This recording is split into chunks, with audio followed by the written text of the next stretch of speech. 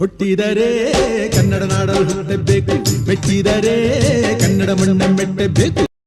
ನಮಸ್ಕಾರ, ಎಲ್ರಿಗೂ ಸ್ವಾಗತ. ಮತ್ತೊಂದು ಹೊಸ ದೆವ್ವದ ಕಥೆಯೊಂದಿಗೆ. ಎಲ್ಲರೂ ಚೆನ್ನಾಗಿದ್ದೀರಾ ಅಂತ ಅಂದ್ಕೊಂಡಿದ್ದೀನಿ. ಈ ಒಂದು ಕತೆ ನಡೆದಿರೋ ಬಂದ್ಬಿಟ್ಟು ಬೆಂಗಳೂರಲ್ಲಿ. ಬೆಂಗಳೂರಿನ ಕೋರಮಂಗಲ.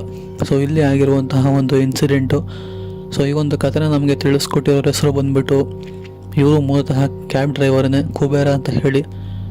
ಇವರು ಒಟ್ಟಿಗೆ ಆಗಿರುವಂತಹ ಒಂದು ಇನ್ಸಿಡೆಂಟ್ನ ಅವ್ರು ನಮಗೆ ತಿಳಿಸ್ಕೊಟ್ಟಿದ್ದಾರೆ. ನಾನು ಕೂಡ ನಿಮಗೆ ಅದೇ ಥರ ತಿಳಿಸ್ಕೊಡ್ತಾ ಹೋಗ್ತೀನಿ. ಕಥೆನ ಪೂರ್ತಿಯಾಗಿ ಕೇಳಿಸ್ಕೊಳ್ಳಿ. ಕುಬೇರ ಮೂಲತಃ ಕ್ಯಾಬ್ ಡ್ರೈವರ್ ಆಗಿರೋವಂಥವ್ರು. ಇವರು ಬೆಂಗಳೂರಲ್ಲೇ ವಾಸವಾಗಿರೋವಂಥದ್ದು. ಕೋರಮಂಗಲ ಸೈಡ್ಗೆ ಇವರಿಗೆ ಒನ್ ಟೈಮ್ ಡ್ಯೂಟಿ ಬಿದ್ದಾಗ, ಅಂದರೆ ನೈಟ್ ಶಿಫ್ಟಲ್ಲಿ ಆದಂತಹ ಒಂದು ಇನ್ಸಿಡೆಂಟು. ಕುಬೇರ ಅವರು ಫ್ಯಾಮಿಲಿ ಒಟ್ಟಿಗೆ ಇರುವಂಥದ್ದು. ಆದರೆ ಹೀಗೆ ಒಂದಿನ ಅವರು ಕ್ಯಾಬ್ ಡ್ಯೂಟಿ ಮಾಡಬೇಕಾದ್ರೆ ಅವ್ರಿಗೆ ಒಂದು ಪ್ಯಾಸೆಂಜರು ವೈಟ್ ಫೀಲ್ಡಿಂದ ಕೋರಮಂಗಲಗೆ ಒಂದು ಬಾಡಿಗೆ ಬೀಳುವಂಥದ್ದು. ಅವರು ಕೂಡ ಕ್ಯಾಬ್ ಡ್ರೈವರ್ ಅಲ್ಲಿಂದ ಅವ್ರನ್ನ ಪಿಕ್ ಮಾಡಿಕೊಂಡು ಕೋರಮಂಗಲಗೆ ಡ್ರಾಪ್ ಮಾಡ್ತಾರೆ ಒಬ್ಬ ವ್ಯಕ್ತಿನ. ನಂತರ ಅವರು ಕೋರಮಂಗಲ ಹಿಡ್ಕೊಂಡು ಅಲ್ಲಿಂದ ಹೋಗಿಬಿಡ್ತಾರೆ. ಅಂದರೆ ಆ ಸಮಯ ಎಷ್ಟಾಗಿತ್ತು ಅಂತಂದರೆ, ಇವರು ಕ್ಯಾಬ್ನ ಅವರು ಡ್ರಾಪ್ ಮಾಡಿದಾಗ ಸುಮಾರು 10ರಿಂದ 10:15 ಆಗಿರುವಂಥದ್ದು. ಸರಿ, ಈ ಸಮಯ ಸಾಕು, ಇವತ್ತು ಮಾಡಿದ್ದು, ಇಲ್ಲಿಂದ ಮನೆಗೆ ಹೋಗೋಣ ಅಂತ ಹೇಳಿ ಕುಬೇರ ಅವರು ಕ್ಯಾಬ್ನ ಮನೆ ಕಡೆ ತಿರುಗಿಸ್ತಾರೆ. ಅದೇ ಸಮಯಕ್ಕೆ ಅವ್ರ ಮುಂದೆಗಡೆನೆ ಯಾವುದೋ ಒಂದು ಹೆಂಗಸು ಅರ್ಶಿನ ಕಲರ್ ಸ್ಯಾರಿ, ಅಂದರೆ ಯೆಲ್ಲೋ ಕಲರ್ ಸ್ಯಾರಿ ಹಾಕ್ಕೊಂಡು ಅವ್ರ ಗಾಡಿಗೆ ಕೈ ಅಡ್ಡ ಹಾಕ್ತಾರೆ. ಸರಿ ಅಂತ ಹೇಳಿ, ಸಮಯ ಬೇರೆ ತುಂಬ ಲೇಟಾಗಿದೆ, ಇವ್ರು ಯಾರು ಕೈ ಅಡ್ಡ ಹಾಕ್ತಿರಲ್ಲ ಅಂತ ಹೇಳಿ ಕುಬೇರ ಅವರು ಕೂಡ ಕಾರ್ನ ನಿಲ್ಲಿಸ್ಬಿಟ್ಟು ಎಲ್ಲಿಗೆ ಹೋಗಬೇಕು ಅಂತ ಹೇಳಿ ಕೇಳ್ತಾರೆ.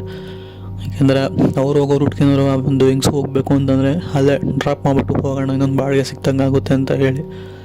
ಸರಿ ಅಂತ ಹೇಳಿ ಅವರ ದೃಷ್ಟಿಗೂ ಕೂಡ ಆ ಒಂದು ಹೆಂಗ್ಸಿದಾರಲ್ಲ ಯೆಲ್ಲೋ ಕಲರ್ ಸ್ಯಾರಿ ಅವರು, ಅವರು ಕೂಡ ಈ ಕುಬೇರ ಅವರು ಹೋಗೋ ಏರಿಯಾ ಹತ್ರನೇ ನನಗೂ ಬಿಡಿ ಅಂತ ಹೇಳಿ ಒಂದು ಜಾಗನ ಹೇಳ್ತಾರೆ. ಆ ಜಾಗಕ್ಕೆ ಸರಿ ಬಿಡು, ಒಳ್ಳೇದಾಯಿತು ಅಂತ ಹೇಳಿ ಹತ್ತಿಸ್ಕೊತಾರೆ. ಮುಂದೆಗಡೆ ಡೋರ್ನ ಕುಬೇರ ಅವ್ರು ತೆಗೆದ್ರೆ ಆ ಒಂದು ಹೆಂಗಸು ಹಿಂದೆಗಡೆ ಹೋಗಿ ಕುತ್ಕೊತಾರೆ.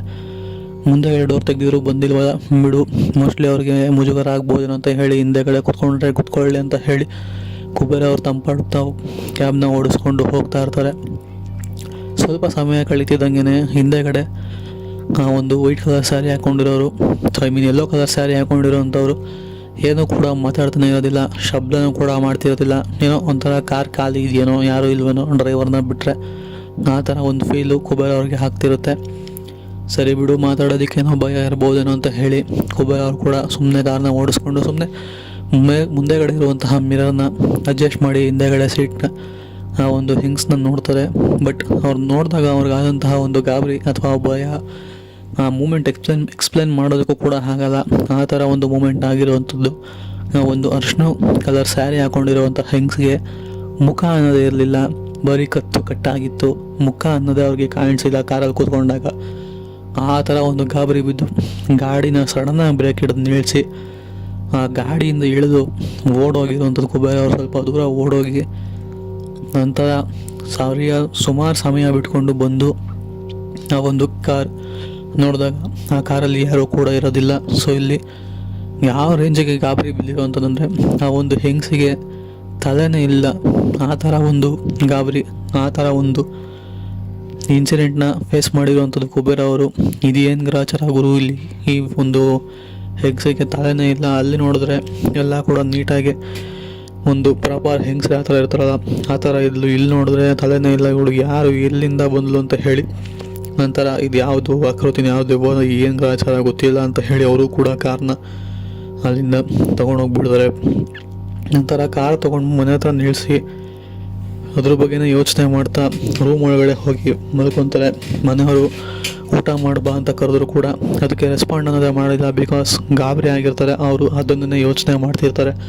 ಸರಿ ಅಂತ ಹೇಳಿ ಬಿಡು, ಸುಸ್ತಾಗಿರ್ಬೇಕನ್ನೋ ಆಚೆ ಕಡೆ ಊಟ ಮಾಡ್ಕೊಂಡು ಮುಂದಿರಬೇಕು ಅಂತ ಹೇಳಿ ಮನೆಯವರು ಕೂಡ ಸುಮ್ಮನೆ ಆಗ್ತಾರೆ. ಕುಬೇರವರು ಕೂಡ ಹೋಗ್ಬಿಟ್ಟು ಮಲ್ಕೊತಾರೆ.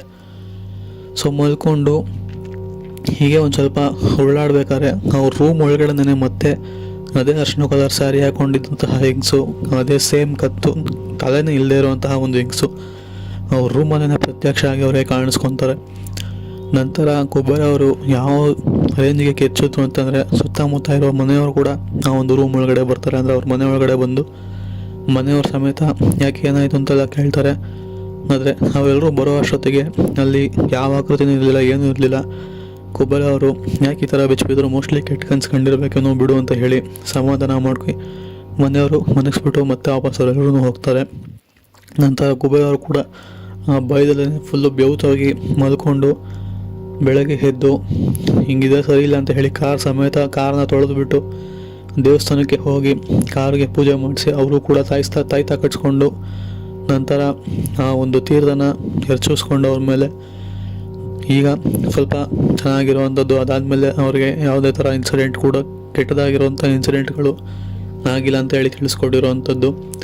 ಸೊ ಈ ಥರ ಹೇಳ್ತಿದ್ದಾರೆ ಅಂತ ಅಂದರೆ ಆ ಒಂದು ಹಿಂಸೆಗೆ ತಲೆನೇ ಇಲ್ಲ ಅಂತ ನಿಜವಾಗ್ಲೂ ಅದನ್ನು ನೋಡಿದವರು ಅವ್ರಿಗೆ ಗೊತ್ತಾ, ಅದು ಯಾವ ರೇಂಜಿಗೆ ತಳ್ಕೊಂಡಿದ್ದಾರೋ ನನಗಂತೂ ಗೊತ್ತಿಲ್ಲ. ಬಟ್ ಈ ಕಥೆ ಕೇಳಿ ನನಗಂತೂ ಒಂಥರ ಆಗೋಯ್ತು ಅಂತಲೇ ಹೇಳ್ಬೋದು. ಸೊ ನಿಮಗೆ ಅನ್ನಿಸ್ತು ಕತೆ ಅಂತ ಹೇಳಿ ಕಾಮೆಂಟ್ ಮಾಡಿ. ಸಿಗೋಣ ಮತ್ತೊಂದು ದೆವ್ವದ ಕಥೆಯೊಂದಿಗೆ. ಅಲ್ಲಿವರೆಗೂ take care, good bye friends.